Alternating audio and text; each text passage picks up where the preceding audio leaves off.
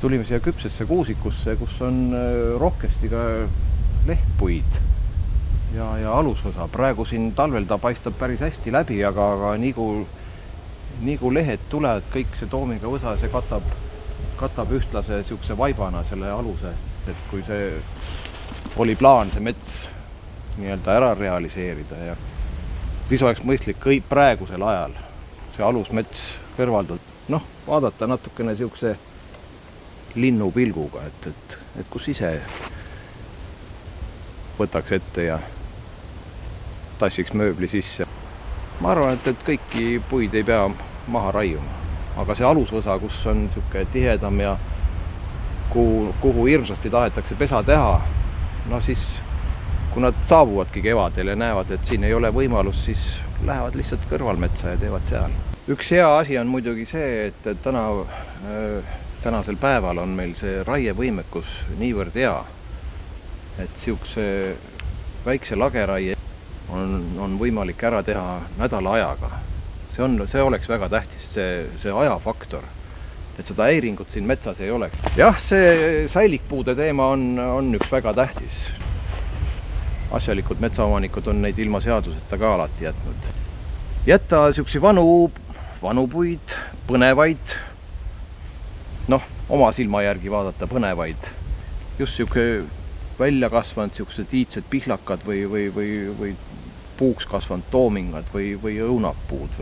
Ja väga tänuväärne puu on muidugi aab, eks ole, et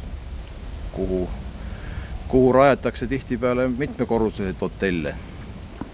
No raiete käigus on väga oluline jätta veel igasuguseid tüükaid ja lamapuitu ja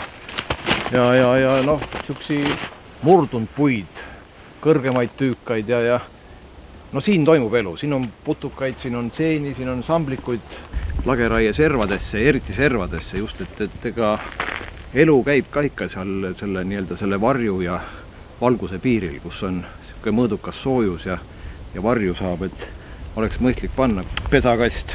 Lihtne võte on lihtsalt siuke konks teha ja sellega panna, aga niimoodi turvaliselt ja vaadata, et ta tuule käes kuskil lappama ei lähe.